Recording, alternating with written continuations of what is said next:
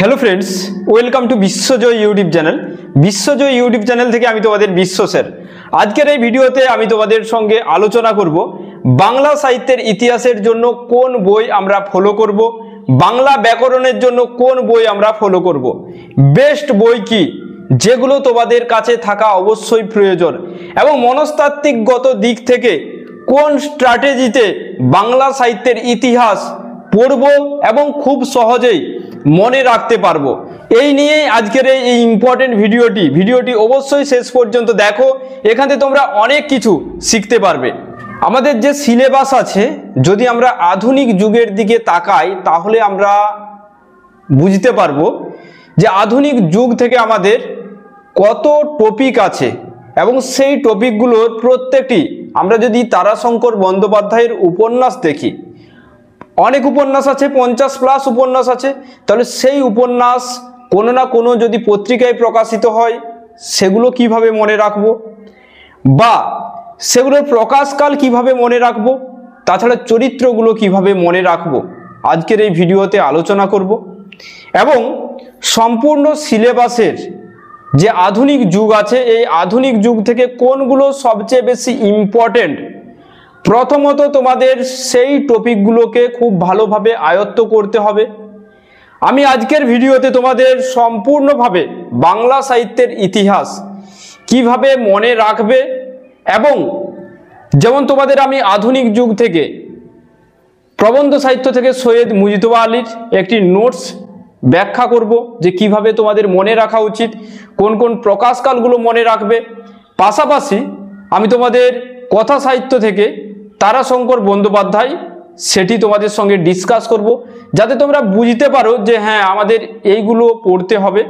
প্রত্যেকটি প্রকাশকাল কিন্তু মনে রাখা একদম অসম্ভব, তাই আমি চাই তোমরা যাতে প্রত্যেকেই তোমাদের যে স্বপ্ন সেই স্বপ্নকে বাস্তবায়িত করতে পারো। পাশাপাশি নাট্য সাহিত্য থেকে আমি দ্বিজেন্দ্রলাল রায় আলোচনা করে দেব, আর কাব্য সাহিত্য থেকে আমি তোমাদের সঙ্গে শক্তি চট্টোপাধ্যায় আলোচনা করে দেব। ভারতীয় সাহিত্য এবং আন্তর্জাতিক সাহিত্য এগুলো তোমাদের সঙ্গে আমি আলোচনা করেছি পূর্বের ভিডিওতে, তবু আজকে আমি কিছুটা তোমাদের সঙ্গে আলোচনা করে দেব। আর বাংলা ব্যাকরণের জন্য কোন বই ফলো করবে, আমি আগামীকাল থেকে এই ব্যাকরণের ক্লাসগুলো আলোচনা করব। তো আজকে আমি তোমাদের সঙ্গে বলে নিই যে সাহিত্যের ইতিহাসের জন্য কোন বই পড়ব। বিশেষভাবে তোমাদের আমি বলে নিই যে টেক্সটের ক্ষেত্রে সাহিত্য সঞ্চয়ন, সাহিত্য সম্ভার, কোনি, প্রফেসর শঙ্কুর ডায়েরি, এইগুলোর জন্য তোমাদের বেস্ট হবে কোনো বিশেষভাবে সহায়িকা টাইপের বই না পড়ে টেক্সটগুলো খুঁটিয়ে খুঁটিয়ে পড়া, সেগুলো ইম্পর্টেন্ট লাইনগুলো দাগ দিয়ে দাও, বিভিন্ন কালি ইউজ করো পেনের, লাল, নীল, এরকম কিছু কিছু আরও হাইলাইট ইউজ করে যেগুলো মনে হচ্ছে তোমার ইম্পর্টেন্ট সেগুলোকে হাইলাইট করে নাও। আমি যদিও কিছু কিছু টপিক আলোচনা করব, যেহেতু আমাদের হাতে অনেকটাই সময় কম, তো তোমাদের টেক্সটের জন্য আমি কোনো বই কিনতে বারণ করছি, কারণ সেখানে তুমি যা কোশ্চেন অ্যান্সার পাবে সেগুলো কিন্তু সম্পূর্ণ নয়। তাই তুমি যদি একটা টেক্সট পড়ো না, সেখান থেকে একটি ভালো আয়ত্ত করতে পারবে। এরপর চলে আসি সাহিত্যের ইতিহাসের জন্য। তোমরা যদি সাহিত্যের ইতিহাসের জন্য অশোক কুমার মিশ্রের প্রথম খণ্ড কিনে নাও, যেখানে প্রাচীন ও মধ্যযুগ আছে যথেষ্ট, সেখানে প্রাচীন ও মধ্যযুগ অশোক কুমার মিশ্রের যদি এই বইটি কিনে নাও সাহিত্যের ইতিহাসের, তো এটি বেস্ট বই। আর তোমাদের সাহিত্যের ইতিহাসের যদি দেবেশ কুমার আচার্যের প্রাচীন ও মধ্যযুগ থাকে বা দেবেশ কুমার আচার্যের তোমাদের আধুনিক সাহিত্যটি থাকে, তাহলে এই বইগুলো যদি তোমাদের কাছে না থাকে তাহলে অবশ্যই কিনে নাও। তাহলে কি বললাম যে অশোক কুমার মিশ্রের প্রাচীন ও মধ্যযুগ এবং দেবেশ কুমার আচার্যের তোমাদের প্রাচীন ও মধ্যযুগ, সঙ্গে সঙ্গে আধুনিক যুগটি। এবার তোমাদের আমি বলি যে আধুনিক যুগ থেকে কিন্তু প্রকাশকালগুলো বইয়ে ভুল থাকতে পারে। তাই আমি যখন মক টেস্ট নিই, দেখবে একটা প্রশ্নকে কেন্দ্র করে অনেকগুলো প্রশ্ন আলোচনা করি, তাই তোমরা একটু দেখে নিও বই থেকে যে সেই বইয়ে তোমাদের ভুল আছে কিনা। যদি ভুল থাকে আমি যে প্রকাশকালটা বলবো সেটা সংশোধন করে নিও। সাহিত্যের ইতিহাসের ক্ষেত্রে আবারও যে কয়েকটি দিক মনে রাখতে হবে। যতটা সম্ভব তোমরা নোটস তৈরি করো। সাহিত্যের ইতিহাসের হয়তো নোটস তৈরি করতে তোমার আগামী হয়তো 10 থেকে 20 দিন বা 30 দিন লাগবে, কিন্তু আগামী যে তুমি 60 দিন পাবে সেই 60 দিন খুব ভালোভাবে তুমি পড়াশুনো করতে পারবে। তাই তোমরা যারা আমার কাছে গাইড নিচ্ছ, সাহিত্যের ইতিহাসগুলো তোমরা প্রিন্ট আউট করে নিচ্ছ, ঠিক আছে, হ্যান্ডরাইটিং নোটস আমার হাতের লেখাও ঠিকঠাক আছে, তোমরা বুঝে নিতে পারবে। তাছাড়া তোমরা প্রত্যেকটি বিভাগের একটি করে খাতা বানাও। তোমার গদ্য সাহিত্য, সেই সঙ্গে সঙ্গে কথা সাহিত্য, কাব্য সাহিত্য এবং নাট্য সাহিত্য, সেই সঙ্গে সঙ্গে অনুবাদ অনুষঙ্গের একটি খাতা বানাও। তাতে লিখে নাও, নিজেদের হ্যান্ডরাইটিং মুখস্থ করতে সুবিধা হবে এবং তাড়াতাড়ি কিন্তু সেটি মুখস্থ করতে পারবে। কারণ বলা হয় না যে একবার লিখলে 10 বার পড়া হয়ে যায়, তার মানে তোমার 10 বার পড়াও হয়ে যাবে। এবার আমি তোমাদের আসি বাংলা ব্যাকরণের জন্য কোন বইগুলো তোমার কাছে মাস্ট থাকতেই হবে। সেটি হলো বামনদেব চক্রবর্তীর বাংলা ব্যাকরণ বই, সঙ্গে সঙ্গে লিটন দত্ত স্যারের যে বাংলা ব্যাকরণ বই তোমরা হয়তো অনলাইনে পেয়ে যাবে।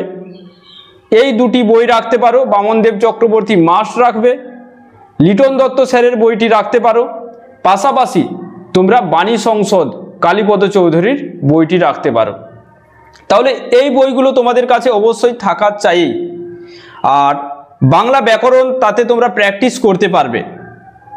আর যে যে টপিকগুলোতে প্রশ্ন হয় আমি ক্লাসে বিশেষভাবে মক টেস্টের ক্লাসেও কিন্তু আলোচনা করি, তাই তোমাদের খুবই হেল্প হবে মক টেস্টগুলো যারা নিয়মিত ফলো করছো।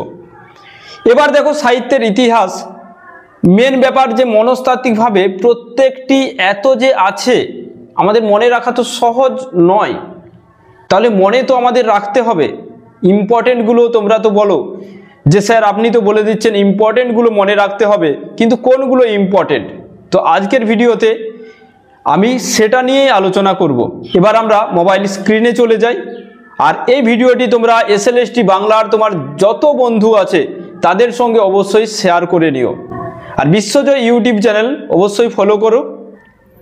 দেখো এটি হলো আমাদের আধুনিক যুগের সিলেবাস। এই সিলেবাসেই তোমাদের নবম দশমের পরীক্ষা কিন্তু হবে। তাহলে এখান থেকে যদি আমি দেখি বা এখান থেকে যদি তোমাদের আমি আলোচনা করি, দেখো এখানে আমাদের গদ্য সাহিত্য আছে, ওকে। পাশাপাশি এখান থেকে কাব্য সাহিত্য, কথা সাহিত্য, নাটক। এতগুলো প্রকাশকাল মনে রাখা তো সহজ নয়। প্রাচীন ও মধ্যযুগের আলোচনা আমি করছি না, কারণ সেগুলো মনে রাখা সম্ভব।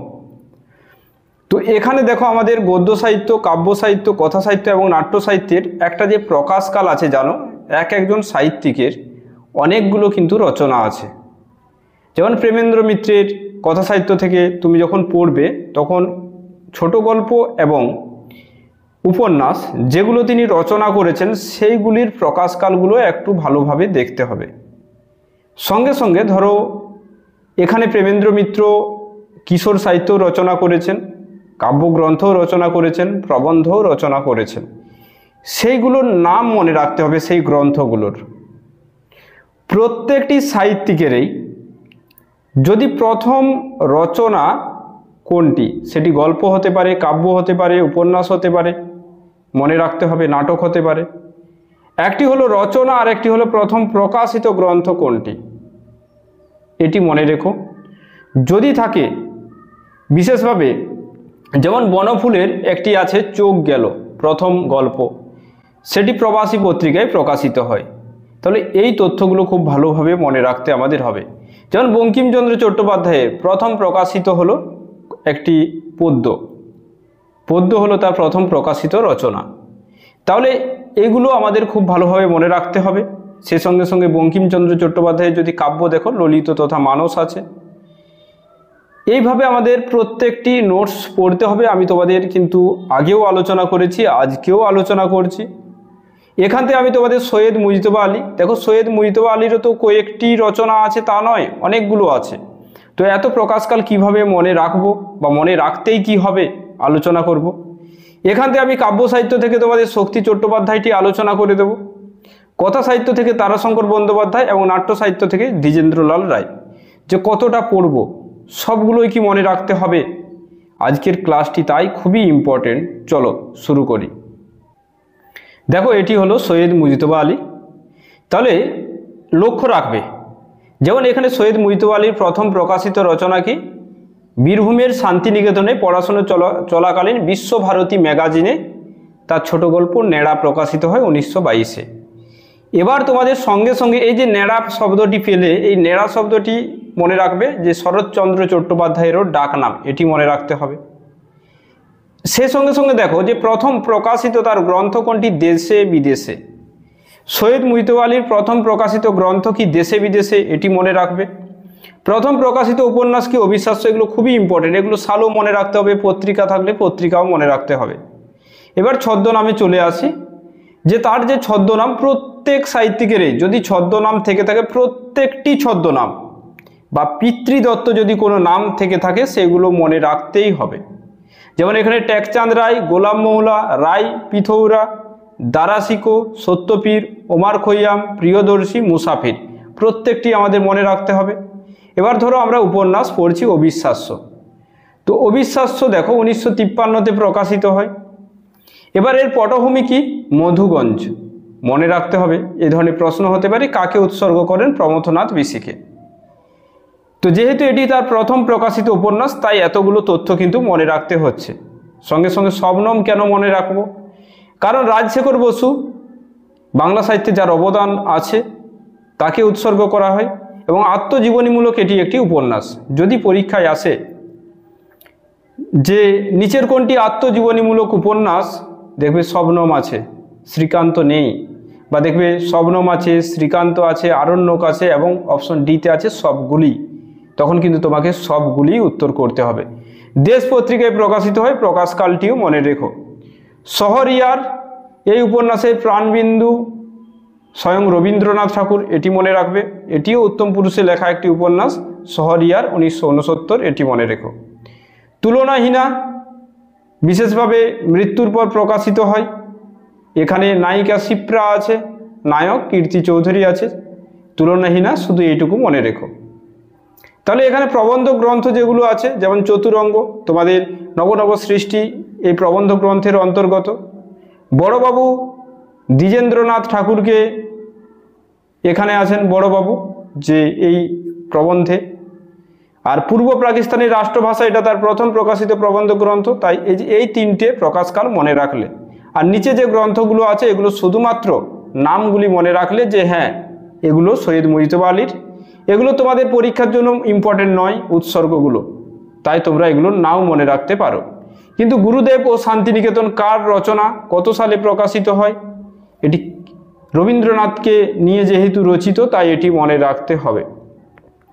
এবার পাশাপাশি যদি আমরা ভ্রমণ কাহিনীমূলক রচনা, যদি সৈয়দ মুজতবা আলী থেকে প্রশ্ন হয়, তো এটি খুবই ইম্পর্টেন্ট একটি বিশেষভাবে গ্রন্থ, যেখানে কাবুল শহরের কথা আছে দেশে বিদেশেতে, খুবই ইম্পর্টেন্ট। এটি তার শ্রেষ্ঠ একটি গ্রন্থ, দেশ পত্রিকায় প্রকাশিত হয়, এবং এর জন্য তিনি নরসিংহ দাস পুরস্কারও পেয়েছিলেন। আমি বারবার বলছি খুবই ইম্পর্টেন্ট এটি। জলেডাঙ্গায়, এটিও প্রকাশকাল মনে রাখবে। পঞ্চতন্ত্রের প্রকাশকাল মনে রাখবে। পঞ্চতন্ত্র দুটো পর্বে প্রকাশিত হয়, একটি 52, একটি 66। ময়ূরকণ্ঠী এখানে দেখো 1952, এটা মনে রাখবে প্রকাশকালটা। আর বাকিগুলো তোমাদের শুধুমাত্র রচনাগুলির নাম মনে রাখতে হবে, প্রকাশকাল মনে রেখো না, কারণ এত প্রকাশকাল মনে রাখতে পারবে না, আর এগুলো পরীক্ষায় আসবেও না। সঙ্গে সঙ্গে অনুদিত গ্রন্থের মধ্যে প্রেম আছে, চাচা কাহিনী, এটি মনে রেখো। চাচা কাহিনী 1952, টুনি ম্যাম 1964, এই দুটো প্রকাশকাল মনে রেখো।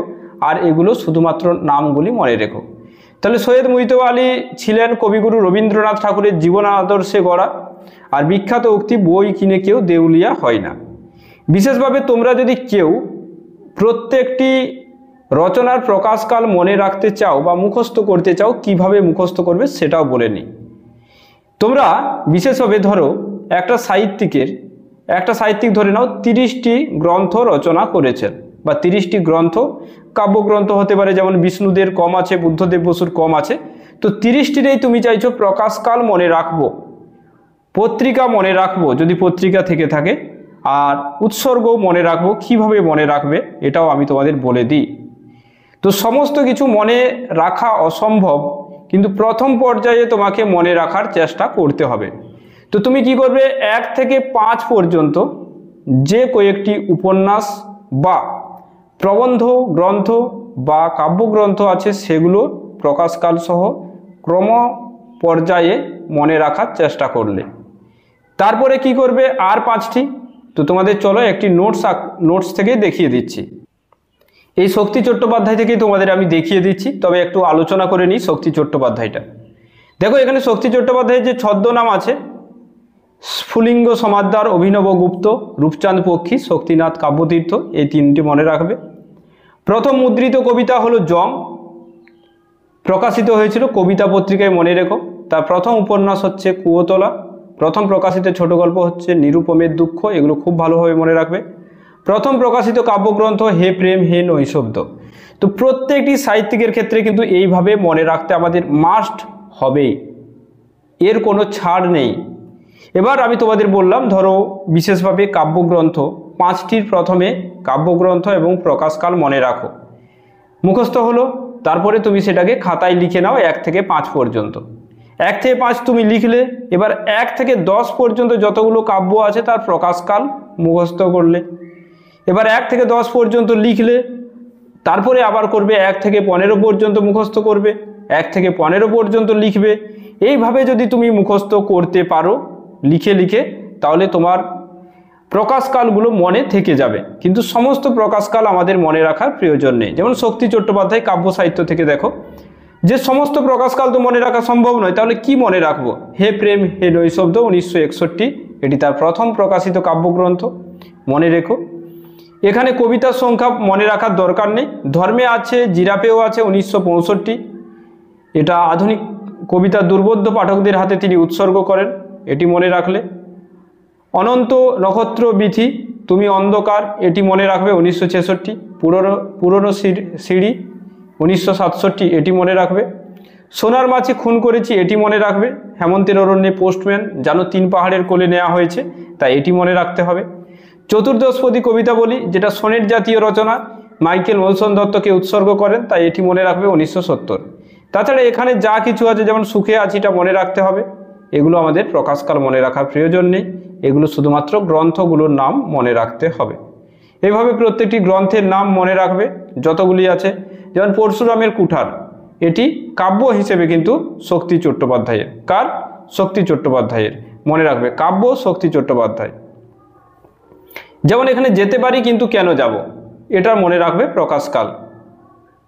সেই সঙ্গে সঙ্গে ছবি আগে ছিঁড়ে ফেলে, এটাও মনে রাখবে। কেন বললাম এই দুটি মনে রাখতে?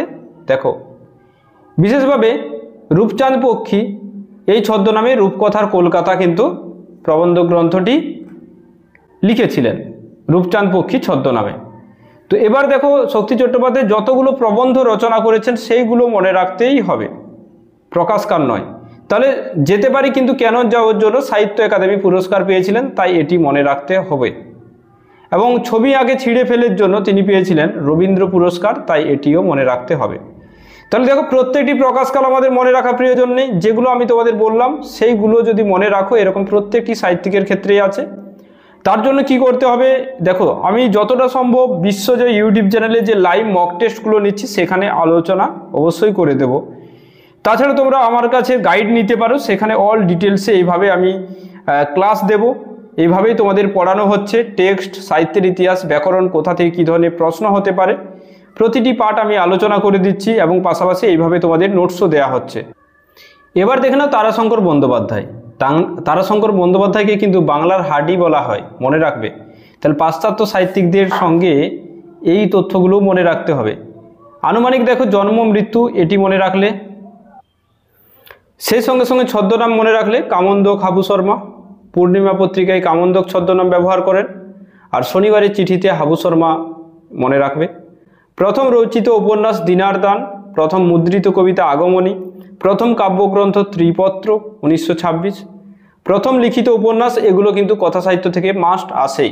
প্রথম লিখিত উপন্যাস বা লিখিত গল্প কোনটি প্রথম প্রকাশিত, তো এখানে প্রথম লিখিত ছোট গল্প যেটি রসকলি 1928 কল্লোল পত্রিকায় প্রকাশিত হয় ফাল্গুন সংখ্যায়। এখানে পত্রিকায় প্রকাশ প্রথম ছোট গল্প স্রোতের কুটো পূর্ণিমা পত্রিকায়। তাহলে পত্রিকায় প্রকাশিত যদি বলে তখন স্রোতের কুটো করবে, আর যদি তারাশঙ্করের রসকলি সম্পর্কে জানতে চাই তখন বলবে কল্লোল। তাহলে পুরস্কার পেয়েছিলেন রবীন্দ্র পুরস্কার 1955-তে আরোগ্য নিকেতনের জন্য, সাহিত্য একাডেমি পুরস্কারও পেয়েছিলেন আরোগ্য নিকেতনের জন্য 1956-তে। এই তথ্যগুলো মাস্ট মনে রাখবে। যেমন তোমাদের গতবার এসেছিল তারাশঙ্কর বন্দ্যোপাধ্যায় থেকেই যে তার গণদেবতা উপন্যাসটি, বিশেষভাবে তিনি কোন উপন্যাসের জন্য জ্ঞানপীঠ পুরস্কার পেয়েছিলেন, উত্তর হয়েছিল গণদেবতা, মাদ্রাসায় এসেছিল, যেমন এই যে প্রশ্নটি। তো তোমাদের এই নোটসেই কিন্তু সমস্ত কিছু আমি আলোচনা করে দিয়েছি, তো তোমাদের এই নোটস থেকেই কিন্তু পরীক্ষায় প্রশ্ন আসবে, ঠিক আছে? এর বাইরে কিন্তু কোশ্চেন আসার কোনো সম্ভাবনা নেই। যা কিছু নোটস আছে এই নোটসের থেকেই প্রশ্ন আসবে, এর বাইরে কোশ্চেন হবে না। ত্রয়ী উপন্যাসের মধ্যে এই 3টি উপন্যাস, যেমন ত্রয়ী উপন্যাস এখানে দেখতে পাচ্ছ, তেমন বঙ্কিমচন্দ্র চট্টোপাধ্যায়ের পাবে, আশাপূর্ণা দেবীর পাবে। তো ত্রয়ী উপন্যাসগুলো খুব ভালোভাবে মনে রাখতে হবে প্রকাশকাল সহ। এবার দেখো উপন্যাসে যদি আমরা চলে আসি, যেখানে চৈতালি ঘূর্ণি, এটি কেন মনে রাখো? কারণ এটি প্রথম প্রকাশিত উপন্যাস। পাশাপাশি সুভাষচন্দ্র বসুকে উৎসর্গ করা হয়। উপাসনা পত্রিকা প্রথম রাজনৈতিক, এটি তারাশঙ্করের উপন্যাস। এখানে পাষাণপুরীর এটা প্রকাশকাল মনে রাখবে, নীলকণ্ঠ প্রকাশকাল, পাশাপাশি পত্রিকা, পাশাপাশি পূর্ব নাম, পাশাপাশি উৎসর্গ, এতগুলো তথ্য মনে রাখতে হবে। রায়কমল উৎসর্গ করেন উমাদেবীকে 1935 মনে রাখতে হবে। প্রেম ও প্রিয়জন 1936, পূর্ব নাম বেনের বসতি বা বেসাতি এরকম আছে, সাবিত্রী দেবীকে উৎসর্গ করেন, পত্রিকা মনে রাখবে। আগুন উপন্যাসের পূর্ব নাম কালপুরুষ, পিতাকে উৎসর্গ করেন, দেশ পত্রিকায় প্রকাশিত হয়, মনে রাখবে। ধাত্রী দেবতা তার আত্মজীবনীমূলক একটি উপন্যাস, জমিদার মেয়ে নামে বঙ্গশ্রী পত্রিকায় প্রকাশিত হয়। তারপরে ধাত্রী দেবতা শনিবারের চিঠিতে প্রকাশিত হয়, উৎসর্গ করা হয় মা ও পিসিমাকে, এই তথ্যটি মনে রাখবে। তাহলে এখানে বিশেষভাবে আমাদের একটি চরিত্র আছে শিবনাথ। আমরা যেমন শ্রীকান্ত উপন্যাসে পাবো শ্রীকান্ত চরিত্রটির আত্মকথা, এখানেও সেরকম পাবো শিবনাথ চরিত্র। এবার আমরা দেখতে পাবো যে কালিন্দী। কালিন্দী দেখো প্রবাসী পত্রিকায় প্রকাশিত হয়, এই উপন্যাসের বীজ গল্প হলো মা, মনে রেখো। গণদেবতা দেবু, বিলু, পদ্ম, শ্রীহরি চরিত্রগুলো আছে, খুবই একটি সুপাঠ্য উপন্যাস। পত্রিকা হলো ভারতবর্ষ, চণ্ডীমণ্ডপকে কেন্দ্র করে যেহেতু গণদেবতা উপন্যাসটি আছে তাই এর আগে নাম ছিল চণ্ডীমণ্ডপ। তো এটাও মনে রাখবে যে পত্রিকায় প্রকাশের সময় 30 অধ্যায় পর্যন্ত চণ্ডীমণ্ডপ নামেই প্রকাশিত হয়েছিল। তাহলে বিষয়বস্তু কি আছে? 1942-এর ভারতবর্ষের সমাজ ব্যবস্থা, এটাই বিষয়বস্তু। মন্বন্তর দেখো 1944 মনে রাখতে হবে প্রকাশকাল। পঞ্চগ্রাম 1944 মনে রাখতে হবে। এখানে সঙ্গে সঙ্গে কবি 1944 মনে রাখতে হবে।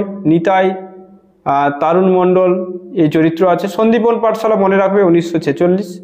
কৃষক পত্রিকা পূর্ব নাম উদয়াস্ত। ঝড় ও ঝরাপাতা মনে রাখবে, রশিদ আলী দিবসের ঘটনাকে নিয়ে রচিত, খুবই ইম্পর্টেন্ট এটি। অভিযান মনে রাখবে মানিক বন্দ্যোপাধ্যায়কে উৎসর্গ করেন, এখানে 1946-এ প্রকাশিত হয় পরিচয় পত্রিকা। হাসুলিবাগের উপকথা, এখান থেকে তোমাদের পরীক্ষায় কিন্তু এসএসসির যে প্রিভিয়াস ইয়ার্সে সেগুলো এখান থেকে একটি প্রশ্ন এসেছে, সেটা হলো তোমাদের করালি বনোয়ারি চরিত্রগুলো কোন উপন্যাসের। এটা যখন ডেসক্রিপটিভ প্রশ্ন হতো তখন পরীক্ষায় এসেছিল এটি। তাই তোমাদের প্রত্যেকটি পার্ট থেকে কি ধরনের প্রশ্ন পরীক্ষায় এসে থাকে আমি সেইগুলোও আলোচনা করে দিচ্ছি, তোমাদের কোথাও কোনো অসুবিধা হবে না। তোমাদের একটা ধারণা হয়ে যাবে, হ্যাঁ যে এই টপিক থেকে স্যার বলেছিলেন যে এই কোশ্চেন এসেছিল প্রিভিয়াসে, তার মানে আমাদের কি ধরনের প্রশ্ন আসতে পারে সেই অনুযায়ী পড়তে হবে। তাছাড়া আমি তো তোমাদের জানিয়ে দিচ্ছি কোনগুলো পড়তে হবে। কাহার সম্প্রদায়ের কথা এখানে আছে। তাছাড়া এখানে সন্দীপন পাঠশালা, তামস তপস্যা, পদচিহ্ন, উত্তরায়ণ, নাগিনী কন্যার কাহিনীর মনে রেখো যেটা 1952, মালার কাহিনী পূর্ব নাম, পিঙ্গলা খুবই ইম্পর্টেন্ট একটি চরিত্র, এখান থেকে প্রশ্ন হতে পারে। আরোগ্য নিকেতনের পূর্ব নাম সঞ্জীবন ফার্মেসি, 1953-তে প্রকাশিত হয়, মনে রাখবে। এবার এখানে নাথ তারাশঙ্কর নিজেই নিজেকে উৎসর্গ করেন, এটি মনে রাখবে। কালান্তর 1956, এই নামে কিন্তু রবীন্দ্রনাথের একটি প্রবন্ধ গ্রন্থও আছে, সেটির প্রকাশকাল কত সেটা জানাবে। আমি তোমাদের আধুনিক সাহিত্যের আলোচনায় করেছি অনেকবার মক টেস্টে। সপ্তপদী প্রেমেন্দ্র মিত্রেরও একটি আছে, সপ্তপদী রচনা, গল্প আছে, গল্পগ্রন্থ, এটি মনে রাখবে প্রকাশকাল। কালান্তর প্রকাশকাল মনে রাখবে। এখানে যোগভ্রষ্টের পূর্ব নাম মনে রাখবে। তাছাড়া এখানে অন্যান্য যা আছে এগুলো শুধুমাত্র উপন্যাসের নাম মনে রাখতে পারবে। ঝড় ও ঝরাপাতা উপন্যাসটির পরিবর্তিত নাম হচ্ছে কালবৈশাখী, এটি মনে রাখবে। এখানে একটি চড়ুই পাখি ও কালো মেয়ে, এটা একটু ইম্পর্টেন্ট, এটি মনে রাখবে। সে সঙ্গে সঙ্গে এই যে রচনাগুলো আছে এগুলো প্রকাশকাল মনে রাখবে। এখানে প্রকাশকাল এগুলো যদি নাও মনে রাখো অসুবিধা নেই, উপন্যাসটির নাম মনে রাখবে যে হ্যাঁ এটি তারাশঙ্করের রচনা। গন্না বেগমটা যেহেতু ঐতিহাসিক উপন্যাস তাই এটির প্রকাশকালটা মনে রাখবে। তাছাড়া এগুলো প্রত্যেকটার নাম মনে রাখবে, নাম মনে রাখলেই হবে। ওকে, কালরাত্রিটা একটু মনে রাখবে প্রকাশকাল। ফরিয়াদটা মনে রাখবে, ফরিয়াদ কবিতা কিন্তু আছে কাজী নজরুল ইসলামের। তাহলে এইভাবে তোমরা বিশেষভাবে পড়তে হবে উপন্যাস সাহিত্যটা। তাহলে দেখো আমি সমস্ত কিন্তু উপন্যাসের প্রকাশকাল মনে রাখতে বললাম না, কিছু কিছু বললাম। এবার গল্পগ্রন্থের ক্ষেত্রেও সেম একই ব্যাপার, যে তোমরা এখানে 10টি গল্পগ্রন্থের নাম মনে রাখো, তার বেশি নয় কিন্তু।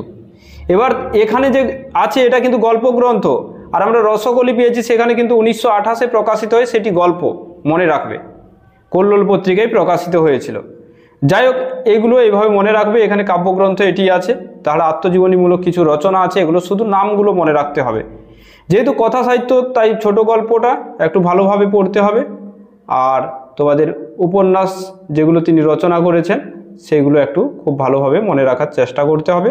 তো সমস্ত প্রকাশকাল মনে রাখা অসম্ভব, তাই যেগুলো বলছি সেগুলো প্রকাশকাল মনে রাখো, আর বাকি গ্রন্থগুলো যে তারাশঙ্করের এটা মনে রাখলেই তোমাদের হবে। যেমন দেখো এখানে দ্বিজেন্দ্রলাল রায় থেকে বলছি, তো খুবই ইম্পর্টেন্ট। দেখো যে দ্বিজেন্দ্রলাল রায়কে হাসির গানের রাজা বলা হয়, এটা তো মনে রাখতেই হবে। প্রথম প্রকাশিত কবিতা দেওঘরের দেবসন্ধ্যা, প্রথম রচিত গদ্য রচনা এক ঘরে নকশাধর্মী রচনা, প্রথম কাব্যগ্রন্থ আর্যগাথা, 2টো পাঠে আছে, এগুলো মনে রাখবে। প্রথম বিদ্রুপাত্মক কাব্য আষাঢ়ে, তাছাড়া তার অন্যান্য যে গ্রন্থ এগুলোর নামগুলো মনে রাখবে, কাব্যগ্রন্থ। তাছাড়া এখানে দেখতে পাচ্ছ যে লঘু রসাশ্রয়ী নাটক সমাজ বিভ্রাট ও কল্কি অবতার, বিরহ রবীন্দ্রনাথকে উৎসর্গ করেন, মনে রাখতে হবে। ত্রহস্পর্শ, এগুলো প্রত্যেকটি নাটকের প্রকাশকালগুলো মাস্ট মনে রাখতে হবে। এবার দেখো পাষাণীর এখানে চরিত্র নেই, তো তুমি কি চরিত্র পড়বে? নিশ্চয়ই পড়া উচিত নয়। এবং কতগুলো অঙ্ক আছে, কতগুলো দৃশ্য আছে, এগুলোও মনে রাখা বোকামি হবে, কোনো মতেই মনে রেখো না। প্রায়শ্চিত্তের পূর্ব নাম বহুত আচ্ছা, এই প্রায়শ্চিত্ত নামে কার নাটক আছে? রবীন্দ্রনাথ ঠাকুরেরও নাটক আছে কিন্তু। এবার দেখে নাও তারাবাই আছে 1903, ইতিহাসাশ্রয়ী একটি নাটক, অমিত্রাক্ষর ছন্দ আছে এখানে। রানা প্রতাপ সিংহ ঐতিহাসিক নাটক, দীনবন্ধু মিত্রকে উৎসর্গ করা হয়। রাজস্থান অবলম্বনে দুর্গাদাস রচনা করেন, ঐতিহাসিক নাটক, পিতাকে উৎসর্গ করেন। সোহরাব রুস্তম, এটা খুবই ইম্পর্টেন্ট, কারণ ফিরদৌসির শাহনাবা অবলম্বনে রচনা করা হয়, তাই খুবই ইম্পর্টেন্ট। নূরজাহান হলো দ্বিজেন্দ্রলাল রায়ের শ্রেষ্ঠ ট্র্যাজেডি ধর্মী ঐতিহাসিক নাটক, বঙ্কিমচন্দ্রকে উৎসর্গ করা হয়, প্রকাশকাল মনে রাখবে। মেওয়ার পতন ঐতিহাসিক, মাইকেল মধুসূদন দত্তকে উৎসর্গ করা হয়। সীতা পৌরাণিক নাটক। শাহজাহান ঐতিহাসিক নাটক, বিদ্যাসাগরকে উৎসর্গ করা হয়, মনে রাখবে। চন্দ্রগুপ্ত মনে রাখবে। পুনর্জন্ম, আনন্দ বিদায়। আনন্দ বিদায় কেন গুরুত্বপূর্ণ? কারণ রবীন্দ্রনাথ ঠাকুরকে আক্রমণ করে লেখা, আর মঞ্চে জুতো খুলে মারেন ডিএল রয়কে, এগুলো মনে রাখতে হবে। পরপারে সামাজিক নাটক। তাহলে আমি তোমাদের বিশেষভাবে যে সিলেবাস আলোচনা করেছি এখান থেকে বেশ কিছু ইম্পর্টেন্ট পার্ট আমি আলোচনা করে দিচ্ছি। দেখো কোনগুলো। প্রথম কাজ হলো খুব ভালোভাবে মনে রাখবে। 1 হলো বিদ্যাসাগর, 2 হলো বঙ্কিমচন্দ্র, 3 হলো রবীন্দ্রনাথ, 4 হলো প্রমোদ চৌধুরী, সৈয়দ মুজতবা আলী, মাইকেল মধুসূদন দত্ত, বিহারীলাল, রবীন্দ্রনাথ, নজরুল, যতীন সেন, এখানে বিষ্ণু দে। যেগুলো বেশি মুখস্থ বা বেশি পড়বে তোমরা, বঙ্কিমচন্দ্র, রবীন্দ্রনাথ, শরৎচন্দ্র, তারাশঙ্কর, মানিক, বিভূতি, পরশুরাম, প্রেমেন্দ্র মিত্র, সঙ্গে সঙ্গে সতীনাথ আর সমরেশ, আর নাট্য সাহিত্য সম্পূর্ণ। এইগুলোকে তোমাকে খুব ভালোভাবে পড়তেই হবে, কিন্তু সিলেবাসের দেখো এই কয়েকটি টপিক থেকেই যে প্রশ্ন হবে তারও কোনো মানে নেই। ধরো জীবনানন্দ দাশের বনলতা সেনের প্রকাশকাল জিজ্ঞাসা করলো, বা জীবনানন্দ দাশের সনের ধর্মী কাব্যগ্রন্থের নাম জিজ্ঞাসা করলো, এই ধরনের প্রশ্ন জিজ্ঞাসা করতে পারে। বুদ্ধদেব বসুর কোনো একটি কাব্যের নাম জিজ্ঞাসা করলো, যে এটি কার কাব্যগ্রন্থ, তখন তোমাদের বলতে হতে পারে। তবে আমি মোস্ট ইম্পর্টেন্ট যে আধুনিক যুগের পাঠ সেগুলো কিন্তু এখানে উল্লেখ করে দিলাম। তো এইগুলো মাস্ট কিন্তু তোমরা পড়বেই, ঠিক আছে। নাট্য সাহিত্যটা সম্পূর্ণ প্রত্যেকটি পাঠ এগুলো পড়তে হবে। আর এখানে নতুন দিগন্ত অনুবাদ অনুষঙ্গ থেকে দেখো, বিশেষভাবে এখানে তোমরা ইকবাল বা প্রেমচন্দ্র এই দুটো পাঠের একটা পাঠ থেকে প্রশ্ন পাবে। অমৃতা প্রীতম, বিজয় টেন্ডুলকার, গোপীনাথ মোহান্তি এই তিনটের কোশ্চেন পাবে এখানে। তাছাড়া শেক্সপিয়র থেকে কোশ্চেন পাবে, এগুলো থেকে কোশ্চেন পাবে। এখান থেকে তোমরা ধরে নিতে পারো 4-5টা কোশ্চেন আসবে অনুবাদ অনুষঙ্গ থেকে। তো এগুলো একটা ক্লাসে তো সমস্ত আলোচনা করা অসম্ভব, তো আমি যখন যদি লাইভে কোশ্চেন আলোচনা করি তাহলে এগুলো আলোচনা করে দেব। তাছাড়া তোমাদের ভারতীয় সাহিত্যের কিন্তু একটা এমসিকিউ সিরিজ নেওয়া হয়েছে, তাই তোমরা যারা দেখোনি একবার ইউটিউব চ্যানেলে গিয়ে প্লেলিস্টে গিয়ে দেখতে পারো, তাছাড়া লাইভ সেকশনে গিয়ে দেখে নিতে পারো যে নতুন দিগন্ত। তাছাড়া তোমরা অনুবাদ অনুষঙ্গ বা বিশ্বজয় লিখবে, দেখবে চলে আসবে, বা ভারতীয় সাহিত্য। আর তোমাদের ব্যাকরণের জন্য যে বইগুলো বললাম সেই বইগুলো কেনো, আগামীকাল থেকে আমি তোমাদের এর ক্লাস দেব, ঠিক আছে? ব্যাকরণ থেকে তোমাদের খুবই ভালো লাগবে, খুবই সহজভাবে আমি বুঝিয়ে থাকি, কোনো অসুবিধা নেই। আর যারা পেড ব্যাচে এডমিশন হতে চাইছো তোমাদের বলে রাখি যে তোমাদের খুবই ভালোভাবে সেখানে ক্লাস হচ্ছে। সেখানে 30+ মক টেস্ট নেওয়া হবে এই 3 মাসে। প্রত্যেকটি নোটস পাবে, প্রত্যেকটি ব্যাকরণ প্র্যাকটিস সেট পাবে, টেক্সটের প্র্যাকটিস সেট পাবে, সাহিত্যের ইতিহাসের প্র্যাকটিস সেট পাবে, প্রত্যেকটি পার্টের নোটস, সাহিত্য প্র্যাকটিস সেট, মক টেস্ট পাবে 30+। তো তোমাদের খুবই হেল্প হবে, প্রত্যেকে ভালোভাবে প্রিপারেশন নাও। আর ভিডিওটি অবশ্যই তোমরা তোমাদের বন্ধুদের সঙ্গে শেয়ার করে দাও।